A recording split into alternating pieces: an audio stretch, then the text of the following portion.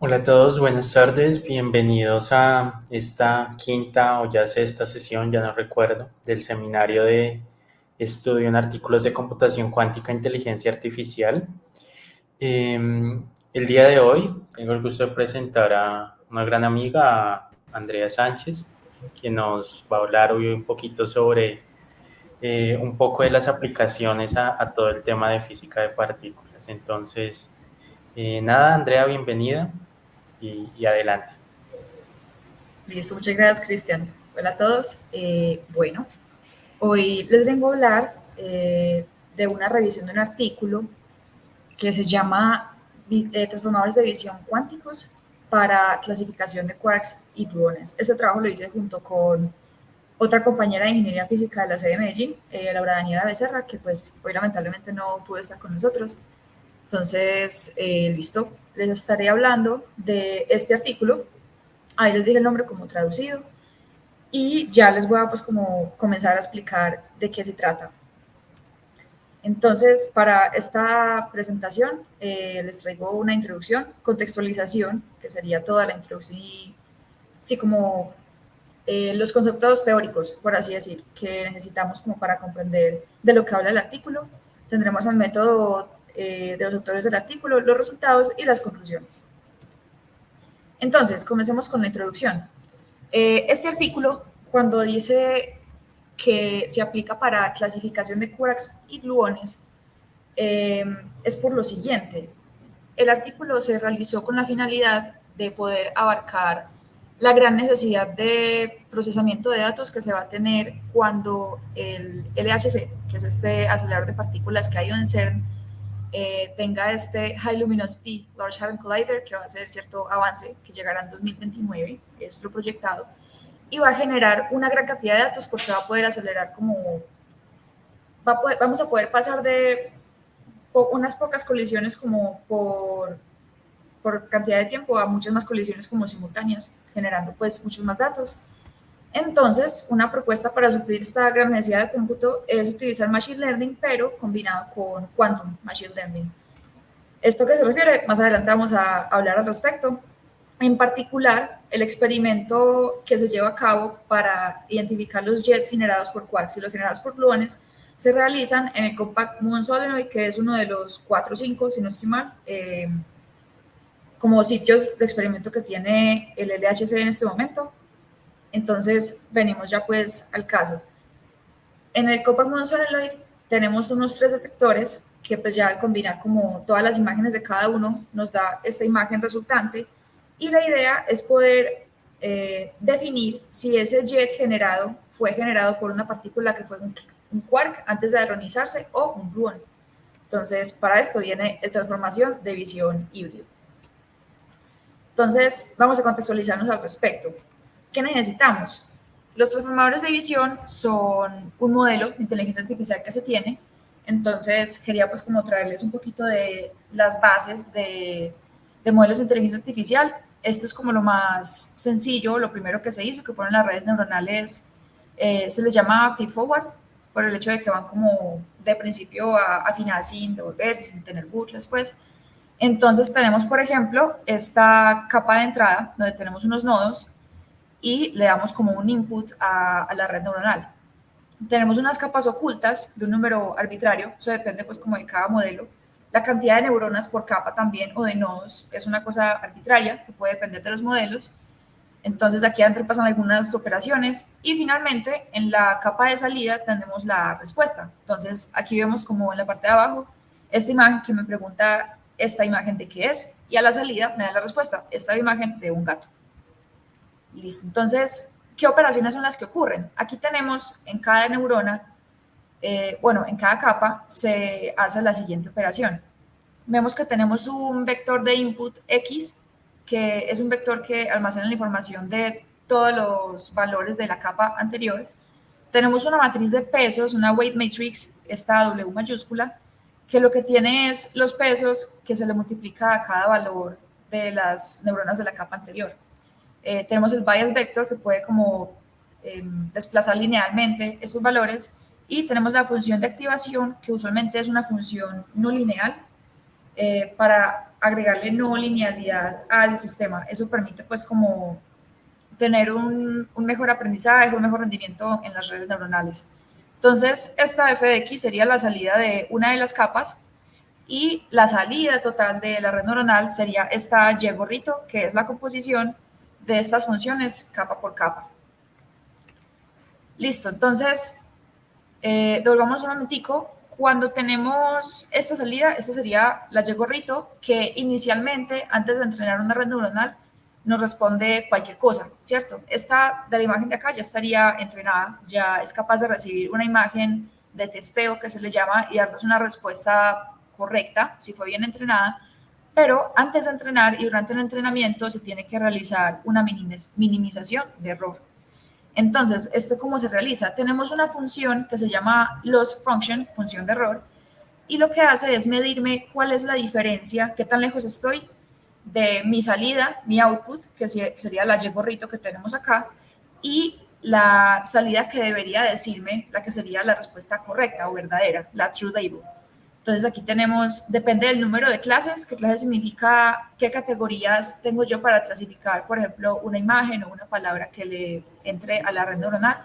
En este caso nosotros solo tenemos dos clases que son Quark o Rubon y el número de samples, que sería pues como la cantidad de imágenes que uno le da al sistema para entrenarse. Entonces, esta función nos da pues como la diferencia, pero como la idea es minimizar la diferencia entre lo verdadero y la respuesta que me da el modelo para pues sí poder acercar y que el modelo quede bien entrenado, una técnica muy comúnmente usada es esta SGD, significa Stochastic Gradient Descent. Entonces, la idea es que uno con el gradiente puede ver hacia qué dirección de los parámetros se da la mayor minimización de la función y esto se propaga hacia atrás, pues como en el modelo, de manera que lo que se tiene pues como idea es ir modificando los parámetros. Esos parámetros serían tanto los de la matriz de pesos como los del vector de bias. Esos parámetros se van modificando para obtener una minimización de esa función de error. Listo. Entonces, eso por el lado de las redes neuronales normalitas, esas estarían presentes en estos MLP, que son los perceptrones multicapa. Entonces, les mencionaba eso para a la entrada de los transformadores ver dónde aparecen. Entonces, los transformadores son otro modelo de inteligencia artificial un poquito más elaborado, con más partes y un poquito de diferencias, pues como al momento de modelar. ¿Esto qué tiene de novedoso? Tiene de novedoso las capas de atención multicabeza. Entonces, la atención, intuitivamente, la podemos ver con el siguiente ejemplo. Acá tengo en una esquinita el logo de ChatGPT por el hecho de que ChatGPT es un modelo de procesamiento de lenguaje natural. ¿Esto a qué se refiere? Las entradas son texto, lenguaje natural, el que todos escribimos, hablamos. ChatGPT toma esto, hace un vector al respecto, ¿cierto? Entonces toma, digamos, como parchecitos de texto, uno lo puede pensar como palabras o en realidad puede ser cualquier tipo de carácter, pues, random, lo toma, lo vuelve un vector con cierta información y codifica también su posición. Entonces, no es importante solamente si trabajamos, no sé, por ejemplo, con la palabra el perro es tierno, no sé, importa dónde está la posición de la palabra tierno y dónde está la posición de la palabra perro. Listo. Entonces tenemos en una capa de atención normalita 3 matrices de parámetros que son los que vamos variando al hacer el proceso de aprendizaje. Estas matrices son la matriz query, key y value, que las vemos acá en la esquina derecha de la presentación. Ellas entran a la función pues, de atención y intuitivamente lo que podemos decir que hacen la query y la key, por ejemplo, es que la palabra, el vector de la palabra tierno tendría una matriz query que pregunta como, listo, la palabra es tierno, pero de pronto qué palabras hay antes a las que pueda corresponder para saber de quién soy adjetivo, ¿cierto? Entonces, la matriz key de la palabra perro estaría pues como diciendo, listo, yo soy el sustantivo que está como antes de la palabra tierno, entonces probablemente tierno se refiere al perro, ¿de acuerdo? Tenemos esto Y podemos ver pues una multiplicación de matrices Q por cada transpuesta por la matriz value, que le da como unos valores de peso más a unas cosas que otra para saber como qué es lo verdaderamente importante en la frase, lo que guarda más significado. Y esta función softmax es una de las funciones de activación no lineales de las que les hablaba ahorita. Listo, tenemos eso. Y los transformadores aplican esa rutina de atención, pero de multicabeza. ¿Esto a qué se refiere? Hace la rutina de atención, pero con cada vector, ¿cierto? Entonces, va concatenando las respuestas para dar como ya la respuesta total de la capa. Y eso pasa por unas capas de normalización, como vemos acá a la derecha de la imagen. También pasa por capas de perceptrones multicapa. Y este bloquecito de transformador se puede repetir varias veces para tener pues como un modelo más eficiente y más preciso. Listo, entonces tenemos eso de los transformadores como en general, y los transformadores de visión son una aplicación que surgió después de haberlos planteado para el procesamiento del lenguaje natural. En este caso, en vez de tratar a los parchecitos de frase como lo que yo tengo que volver vector con su posición, lo que se hace es dividir una imagen en ciertos pedazos. Entonces, se tiene que codificar la información de cada parchecito de imagen junto con su ubicación en la imagen. Entonces, al tener también la codificación de la ubicación de la imagen, uno puede saber, listo, no sé, que hay un árbol, pero no solamente que hay un árbol, sino en qué parte de la imagen está ubicado. ¿De acuerdo? Entonces, esta sería la información que entra al transformador, y ya el transformador, pues, al interior se comporta igualito al transformador que les acabo, pues, de mencionar de procesamiento de lenguaje natural. Listo. Entonces, tenemos los transformadores. Ahora sí, vámonos a la computación cuántica, que es lo novedoso, pues, de este artículo y este estudio que nosotros hicimos. Entonces, de computación cuántica hay un montón por hablar. Yo les quería dejar como mencionado lo básico, que me imagino pues que en reuniones anteriores han hablado al respecto. Entonces, computación cuántica, lo más fundamental es entender el concepto de un qubit, ¿cierto? Entonces, en la computación clásica tenemos los bits que solamente pueden adquirir el estado fijo 1 o 0. Los qubits pueden estar en un estado de superposición. Entonces, acá en la esfera de Bloch, que es esta que tengo animada, a la derecha pues de la pantalla, me muestra en la parte de arriba del eje Z de la esfera el ket 0 y en la parte de abajo el ket 1. Esos serían como los vectores base de mi qubit, y como pueden ver, la flecha puede como adquirir cualquier posición en la esfera, siendo siempre un vector unitario, lo que significa que yo puedo tener pues un estado de superposición cuántica. Eso es como lo novedoso, lo potente de la computación cuántica. Y en particular, bueno, que tenemos a la izquierda un circuito cuántico. Para explicarles un poco, aquí cada línea indica un qubit, y pues ya lo que yo ponga sobre la línea son las operaciones que le realizo a ese qubit. Entonces, por ejemplo, aquí tenemos qubit 0, 1 y 2. Esta C, que tiene un 3 abajito y que la línea es doble, corresponde a un registro pues de bits clásicos, que es donde yo almaceno la información una vez que mido los qubits. Listo, entonces este circuito en particular es un circuito que me permite obtener un estado de Bell, que eso tiene que ver pues con entrelazamiento. Al qubit 0 se le aplica una compuerta que se llama Hadamard. Luego se aplican estas compuertas no controladas, que de hecho las tengo acá a la derecha, y como las usan en el artículo la quería traer para hablar de ella. Aquí tenemos solamente un separador como para separar operaciones de medición, y ya al final del circuito tenemos la medición de cada uno de los qubits y se guarda la información de esa medida en los bits clásicos. ¿Por qué se puede guardar? Porque una vez que uno mide un qubit, uno ya le quita pues como esa superposición que tiene, ¿cierto? Colapsa la medida a 0 o a 1. Bueno, esta compuerta CNOT, ¿qué tiene de interesante? Esta compuerta aquí se ve pues que es una matriz de 4x4. Eso es porque actúa sobre 2 qubits. Entonces tiene como un producto tensorial relacionado, pero en esencia lo que hace es, si lo vemos aquí en el circuito, esta compuerta es la azulita que tiene un puntico solito, digamos, en el qubit 0, y por ejemplo la primera tiene la bolita más grande con el más en el qubit 1. Significa que yo hago la operación sobre el qubit 1 dependiendo del estado del qubit 0. Cuando el qubit 0 esté en 0, no le hago nada al qubit 1, lo dejo en el estado en el que esté. Pero cuando el qubit 0 sea un 1, al qubit 1 lo tengo que invertir. Entonces, si tenía un 0, se va a volver un 1, si tenía un 1, se va a volver un 0.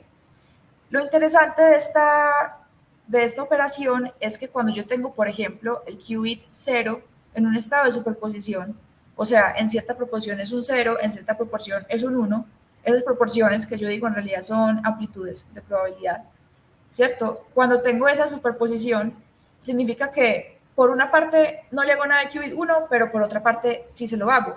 Y eso queda con una cierta dependencia que llamamos entrelazamiento. Entonces, este entrelazamiento es como una de las características poderosas de la computación cuántica que nos permite hacer ciertas operaciones en paralelo, por así decir. Listo, tenemos eso por el lado de la compuerta CNOT y aquí tenemos otra compuerta que les traje que es la compuerta RX de teta. Entonces, para estar contextualizados al respecto, esta compuerta lo que hace es, viendo la esfera de Bloch, dependiendo de dónde esté el vector, hace una rotación de un ángulo teta alrededor del eje X. Entonces, esta compuerta se utiliza para, de cierta manera, codificar información en el qubit, porque, por ejemplo, si yo tengo el qubit en el estado inicial 0, que sería hacia arriba, y le hago una rotación, bueno, supongamos que está de frente a ustedes, aquí tengo el eje X, si le hago una rotación de 90 grados en este sentido, llegué a un estado de superposición donde la mitad de las veces al yo medir me voy a proyectar a 0, la mitad de las veces me voy a proyectar a 1. Entonces, al hacer esta rotación, estoy codificando información en términos de superposición y de amplitudes de probabilidad del ket 0 y del ket 1. Listo, esto por este lado.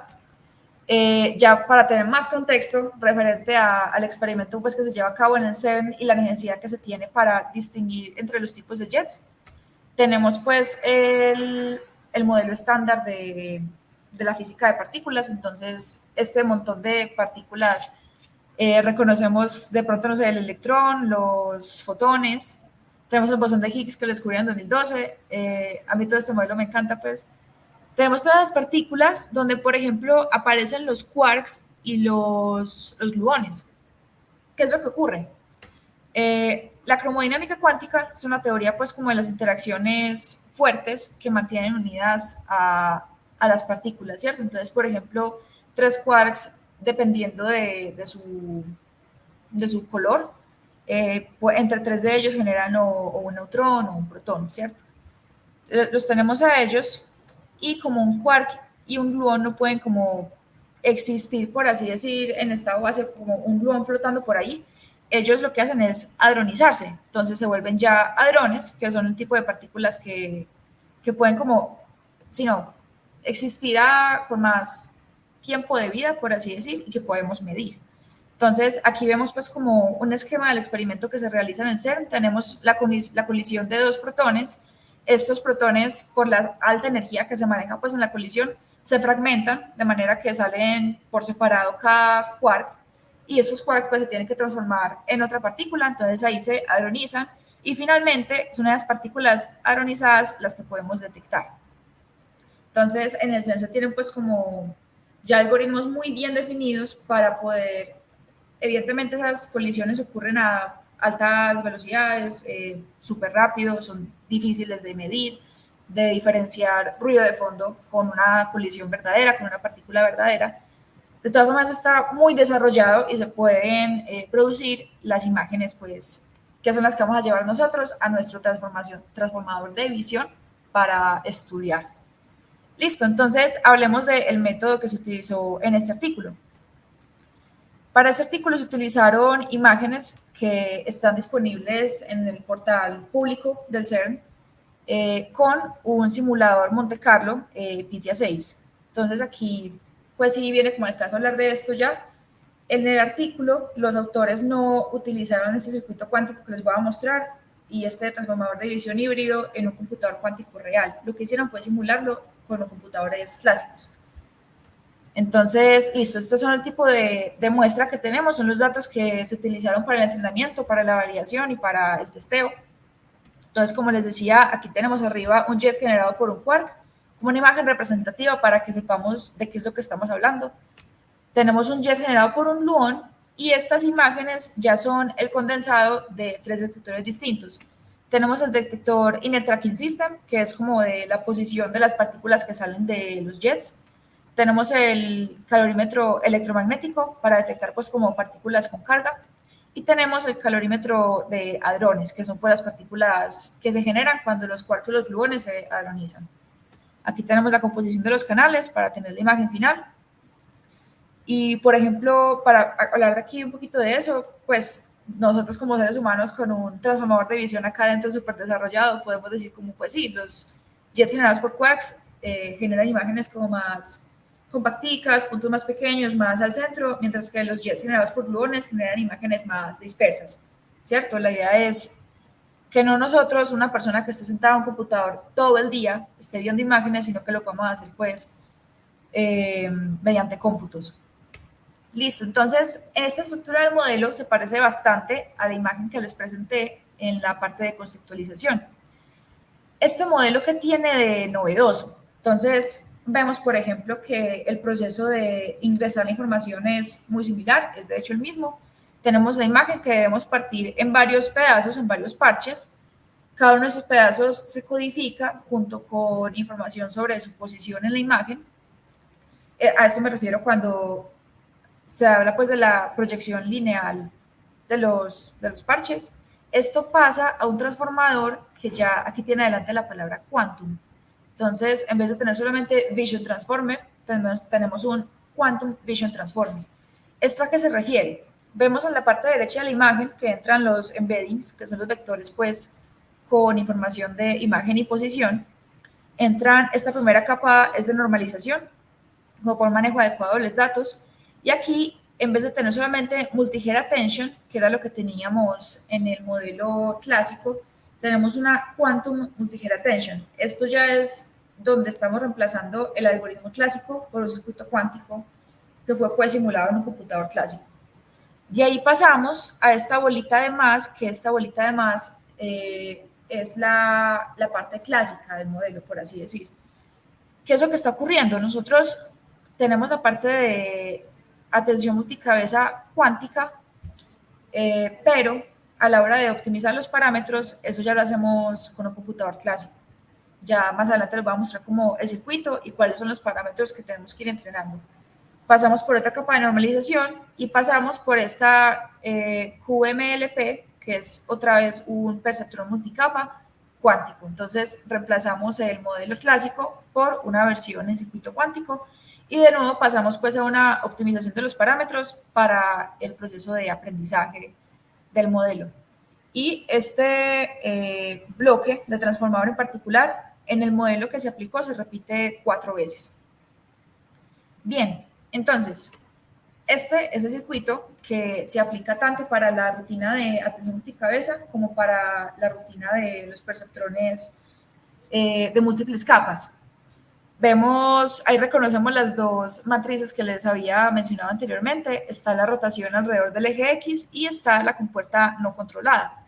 Entonces, por cuestiones pues de capacidad computacional de simular estos circuitos, lo hicieron con solamente 4 qubits.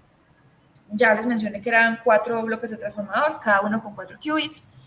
Y acá está pues como la idea del embedding, los parámetros pues que se pueden aprender y el entrelazamiento. Entonces, vamos paso a paso con esto.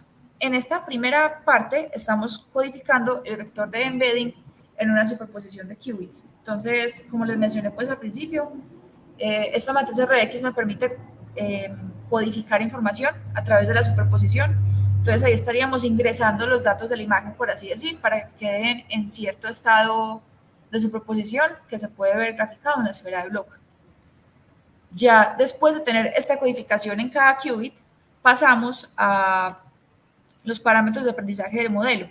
Entonces, así como podríamos comparar que en un perceptrón multicapa clásico, lo que se va aprendiendo son las entradas de la matriz de peso. En este caso tendríamos no entradas de una matriz, sino ángulos de rotación alrededor del eje X, que ya eso estaría variando la codificación inicial de superposición. Me permite ir pues como variando los datos para ir entrenando mi modelo. Y por último, tenemos este entrelazamiento mediante compuertas CNOT.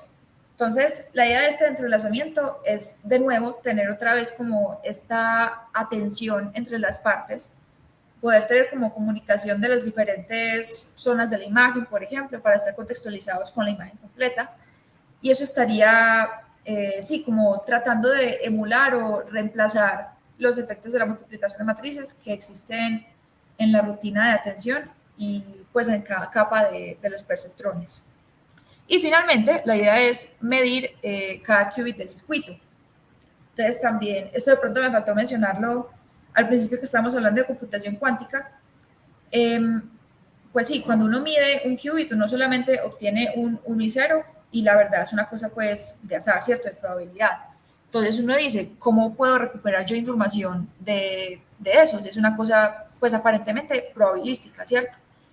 Pues resulta que estos circuitos, cuando uno los va a utilizar, tiene que correrlos repetidas veces, de modo que tanto tomar muestras, ya uno nota pues como cierta distribución de probabilidad, ¿cierto? Y a partir de la distribución se puede como reconstruir y decir, ah, ok, si yo tengo una distribución, no sé, que el 80% de los casos mide un 0, el 20% de los casos mide un 1, puedo ir, mientras más mida va a ser más preciso claramente, puedo ir asumiendo o pues trabajando como con la información de que mi superposición probablemente tiene amplitudes de 0.8 y 0.2 en las amplitudes de probabilidad de cada uno de los vectores pues base ket 0 y ket 1. Entonces tenemos esto por los circuitos cuánticos variacionales.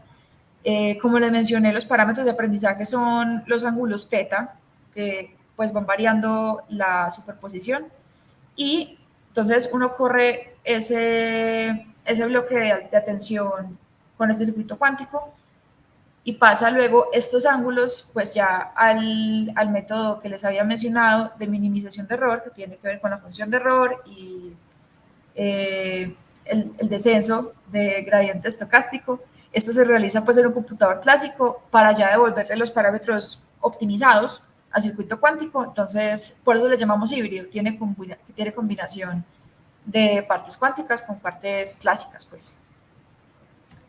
Listo, tenemos esto. Esta diapositiva es más como para tener la información de cómo fue el procedimiento. Entonces, la idea pues para poder comparar el desempeño de este modelo híbrido era tener un modelo clásico para poder compararlo, valga la redundancia. Y la idea, pues, para que la comparación sea justa, es tener cantidad de parámetros y parámetros similares. Por cuestiones, pues, como de limitación de los qubits, por ejemplo, de los ángulos, de la cantidad de bloques de transformador que les mencioné, que eran 4, tenemos un poquito más de parámetros en el transformador de visión clásico, pero de todas formas, pues, como una escala comparable. Tenemos estas imágenes, entonces se asignaron esta cantidad, 714.000 para entrenamiento, 79.000 para validación y 179.000 para el conjunto de prueba final. Entonces, sí, en entrenamiento y validación se realiza pues todo lo que hablábamos de minimización de la función de error, y ya el conjunto de prueba final es para ciertas mediciones que ahorita les voy a mostrar unas gráficas para revisar el rendimiento de ambas y ver cómo se comparan. Y listo, acá se está hablando pues como de las librerías que se utilizaron. Esto tiene que ver pues con todo lo de Machine Learning. Tenemos JAX y FLAX para todo el modelamiento pues de la parte clásica, y TensorCircuit se utiliza para la parte del modelado de los circuitos cuánticos variacionales. En cuanto a resultados, tuvimos, bueno, de esto ya les había hablado, entonces les presento la gráfica de una vez. Vuelvo y les pongo la función de error. Esta es una función muy común que se utiliza. Esa, no recuerdo en este momento el nombre. Hay otro tipo pues, de funciones de error, pero esta es una que se aplica muy bien para tareas de clasificación binaria. Binaria se refiere a que solamente tenemos pues, dos clases entre las cuales elegir. Entonces, aquí lo que presenta esta gráfica es la función de pérdida en función de las épocas de entrenamiento. Tenemos tanto el entrenamiento como validación. Vemos que eso no varía pues como entre transformador clásico e híbrido, pero entre la versión clásica y la versión cuántica sí que se nota una diferencia pues como de los valores de la función de pérdida. Entonces, podemos ver que el modelo clásico podríamos decir que tiene un buen rendimiento más o menos desde el principio, va mejorando incluso, muy bajito, y pues sí, va mejorando con las épocas, mientras que nuestra versión cuántica tiene un comportamiento muy particular, ¿cierto? Empieza con una función de pérdida alrededor de 0.65, se dispara de una manera increíble y luego pues ya desciende. No desciende los valores de la versión clásica, pero sí logra estabilizarse, ¿cierto? Listo. Para hablar de las otras dos curvas que fueron resultados pues como de este artículo, quería primero darles un poquito de contexto de lo que significan. Entonces, tenemos las curvas ROC y puntajes AUC. Esta curva ROC, que significa pues en inglés Receiver Operator Characteristic Curve, es una gráfica que nos sirve para medir el rendimiento de un clasificador binario, que pues es el caso de nosotros, ¿cierto? Entonces, aquí les muestro una imagen de una gráfica ROC, donde lo que se mide es el True Positive Rate, lo que también llamamos sensibilidad, versus el False Positive Rate. Entonces, este True Positive lo que me da es la proporción entre los que eran verdaderos positivos y que yo clasifiqué como positivos sobre todos los que clasifiqué como positivos, los que eran tanto verdaderos como falsos negativos, ¿cierto? Listo, y tenemos el false positive rate, que me da como false positive, que fue donde mi clasificador se equivocó, sobre todos los que eran en realidad negativos, los false positive y los true negative. Tenemos eso entonces, una gráfica que tenga un comportamiento ideal, una clasificación que nunca se equivoca, que sería perfecta, sería un puntico acá perfecto en 0,1, que podemos analizar este por ejemplo. En el eje X, que tenemos el false positive, sería que nunca me estoy equivocando, nunca tengo falsos positivos, o sea que ahí tendría un 0 dividido pues los que son negativos, o sea, un 0. Y como nunca me equivoco, todos mis true positive serían pues como los verdaderos que yo clasifique como verdaderos, o sea que tendría un 1 en el eje Y. Ya mientras estas curvas se vayan aproximando más a una diagonal, que sería como un comportamiento de 50% de las veces me equivoco, 50% de las veces no me equivoco, sería igual de bueno que tener, por así decir, un clasificador aleatorio o arbitrario. Entonces, mientras más cerca esté yo de este punto en la esquina, mejor rendimiento tengo en mi clasificador, y mientras más cerca esté de la diagonal, es un peor rendimiento del clasificador. Listo, eso respecto a la curva ROC. Ahora, el puntaje AUC, AUC significa Area Under Curve, es el área bajo la curva ROC de un clasificador binario. Entonces, la idea con este dato es no tener que depender de una gráfica entera con un montón de datos para poder comparar entre varios clasificadores, sino tener una única medida acerca del rendimiento de los clasificadores. Entonces, eso me permite, por así decir, compararlos con mayor rapidez. Tendríamos que el área bajo la curva perfecta sería un área de 1, asumiendo que el comportamiento ideal no lo pienso solamente como este puntico en la esquina, sino como toda la curva completamente rectangular. El área debajo de ella sería todo el cuadrado unitario. Y ya pues mientras tenga peor rendimiento del clasificador, el área iría disminuyendo hasta el completamente arbitrario, que sería un área de 0.5. Muy bien, entonces ahora con esto comprendido va a tener sentido estas dos gráficas que fueron ya los resultados del artículo. Entonces aquí tenemos ambas a la vez. A la izquierda tenemos los puntajes AUC. Entonces podemos ver cómo este puntaje AUC va mejorando a través de las épocas pues, de entrenamiento hasta que se estabiliza alrededor de 0.8 para el clásico y un poquito más bajito para el transformador cuántico. Vemos que tarda un poquito más en estabilizarse el transformador cuántico, aunque una vez que lo logra, pues se nota una buena estabilidad. Y eso, pues sí me muestra todavía un poquito arriba el transformador clásico, lo que a primera conclusión, pues como adelantada, estaría diciéndonos, no, todavía no tenemos lo que queremos, que es un mejor rendimiento, o por lo menos similar o comparable de ambos tipos de transformadores.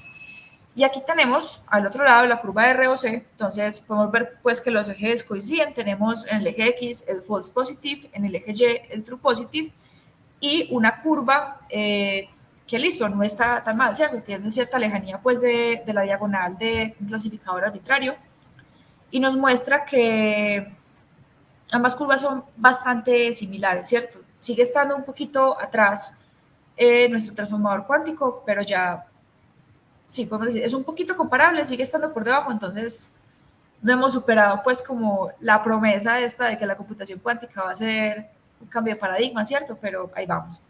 Acá vuelven y nos mencionan pues como el puntaje AUC de ambas. Vemos que es 0.02, un poquito más alto el puntaje AUC del transformador clásico. Y estos datos son obtenidos de la mejor época de ambos. Esa mejor época, si no estoy mal, si miramos aquí la gráfica de la izquierda, es aproximadamente la época 15, donde ambos transformadores obtuvieron su puntaje AUC máximo. Bien, entonces ahí vemos pues cómo se está comparando, cuáles fueron los resultados de nuestra simulación de un transformador cuántico, comparándolo con un transformador clásico de similares pues como características. Muy bien, entonces llegamos a las conclusiones. Entonces, para evaluar este modelo, se propuso, recapitulando, un acercamiento híbrido clásico cuántico para un transformador de visión, integrando los circuitos cuánticos en rutinas de tensión y perceptrones. ¿Y qué concluimos de ver los resultados? Vemos que el rendimiento del transformador híbrido aplicado a este problema de clasificación binaria es comparable con el rendimiento de un transformador clásico. No estamos diciendo que el de clásico sea ideal, ¿cierto? De hecho, no, esta curva no se parece pues a un 1 en la esquina. Hay también un cierto camino por seguir, tanto en el machine learning clásico como en el híbrido clásico cuántico. Pero pues, sí, o sea, si volvemos a las imágenes con las que estábamos entrenando y tratando de testear, son imágenes complicadas de clasificar, ¿cierto? Eso depende también mucho de cómo se hayan generado los jets. Entonces, es una pregunta pues que sigue muy abierta en la física pues de partículas. Es complicado determinar si un jet fue generado por un quark o un gluon, pero acá pues tenemos cierto rendimiento de casi el 80% pues como de precisión. Listo, tenemos eso por ese lado y ya pasos a futuro, recapitulando pues como lo que les conté del artículo que fue una simulación de un circuito cuántico más no un circuito cuántico que hubiera sido pues como ejecutado en un computador cuántico real. Lo que queríamos hacer pues como pasos de seguir estudiando este artículo es que tomemos la información que tienen pues en el artículo, esa está disponible en un GitHub. Sería tomar esto, tratar de modelar este mismo circuito cuántico ya mediante la librería Qiskit de IBM.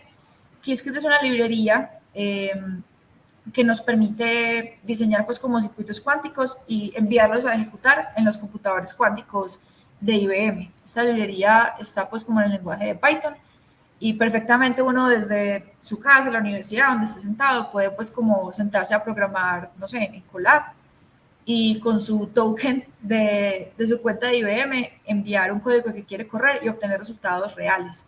Entonces, eso pues a mí me parece por lo menos una oportunidad muy interesante y un buen paso a seguir, tratar de correr este modelo en computadores cuánticos, las rutinas estas de atención y de perceptrones, y ya según los resultados que yo obtengo, ver cómo tengo que ir ajustando mis parámetros para obtener mejores respuestas y así entrenar el modelo. Entonces, sí, ahí lo tenemos también como sería ya en computadores cuánticos reales y no dependemos de la capacidad de cómputo de una simulación. Podríamos aumentar, por ejemplo, la cantidad de qubits o aumentar la cantidad de bloques de transformador que se tienen, porque pues evidentemente esto en los computadores cuánticos reales corre mucho más rápido que una simulación que necesita más cosas por detrás.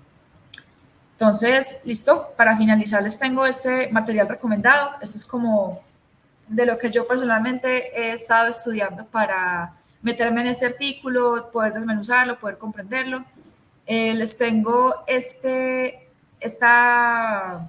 playlist, esta lista de reproducción de True One Brown. Este youtuber pues yo lo adoro, cualquier cosa pues como de matemáticas o de machine learning, él explica súper bien, súper gráfico y con ciertas partes pues como matemáticas muy intuitivas.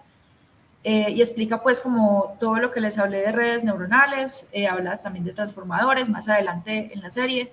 Hace poquito sacó el séptimo video que no me lo he podido ver, pero pues sí lo estaba esperando cual serie de Netflix. Tenemos por otro lado esta lista de reproducción del curso de computación cuántica del semillero, que está a cargo pues del profesor Alcides. Aquí hablamos más de todo lo básico de computación cuántica, lo que son qubits, circuitos cuánticos, algoritmos cuánticos y cositas de programación en Qiskit. Entonces, ahí directamente, bueno, también puse el canal de YouTube de Qiskit. IBM ha hecho un trabajo de divulgar su librería, me parece súper bueno, y en este canal de YouTube hay tutoriales, hay cosas teóricas, hay cosas prácticas, entonces me parece súper útil para empezar a meterse ahí, entender cómo funciona la librería, cómo hago un circuito, cómo lo simulo, cómo lo envío a un computador cuántico real, cómo puedo cambiar parámetros para mitigar, por ejemplo, ruidos por errores cuánticos, todas las cositas, ahí lo explican. Entonces, también es una cosa que tengo pendiente, ahí poquito voy viendo los videos. Y listo, esto fue todo. Muchas gracias pues, por su atención. Aquí tengo las referencias que utilizamos. Tenemos el artículo, un poquito sobre el LHC y sobre las curvas RSO y los puntajes AUC. Muchas gracias. Listo, muchas gracias, Andrea, por tu tiempo, todo súper claro. Tal vez mientras los asistentes se animan a hacer algún par de preguntas, yo tengo una. Sí. Estamos hablando de partículas cuánticas, ¿verdad? Que tienen asociada cierta información. Esta información, no sé si lo conozcas en este caso en específico o en cualquier otro, ¿esa información se guarda clásicamente o se guarda en información cuántica? Bueno, lo que tenemos es, o sea, listo, si nosotros tenemos como el experimento en sí que ocurre en el LHC, que es entre una colisión entre partículas, ¿cierto? Cuánticas inherentemente por el tamaño que tienen. ¿Cierto? Tenemos dos protones que se ponen a ir a gran velocidad y luego se sueltan en el acelerador en sentidos contrarios para que colisionen creo que es el 99% de la velocidad pues, de la luz. Es una cosa de energía súper grandotas que aceleran pues como con imanes y con cosas súper elaboradas. El circuito de eso, si no estoy mal, es como de 22 kilómetros. No me acuerdo si de circunferencia o de diámetro, pero pues es una cosa gigante que queda pues entre Suiza y Francia. Estas partículas colisionan, se separan, entonces tenemos quarks, gluones, todas las partículas como las subpartículas, digámosles, por separado. Ellas al hadronizarse generan este jet o este como si es como un jetcito, una disparada de varias partículas que ya son hadrones que podemos medir. Entonces, esas mediciones sí se guardan pues como información clásica y nos generan las imágenes que les mostré pues como en la presentación. La idea pues ya del transformador es coger imágenes clásicas y poder decir, listo, esto fue generado por tal o por tal otra partícula fundamental. Listo, no, perfecto. Muchas gracias, Andrea. No tenemos preguntas el día de hoy. Gracias por tu tiempo y bueno, aprovecho para invitarlos a la próxima charla el 26 de septiembre. Nos va a hablar Brian del Departamento de Matemáticas sobre la dimensión efectiva en redes neuronales, tanto clásicas como cuánticas. De nuevo, muchas gracias, Andrea, y nos vemos en 8 días. Gracias a Okay, todos. muchas gracias. Que estén muy bien.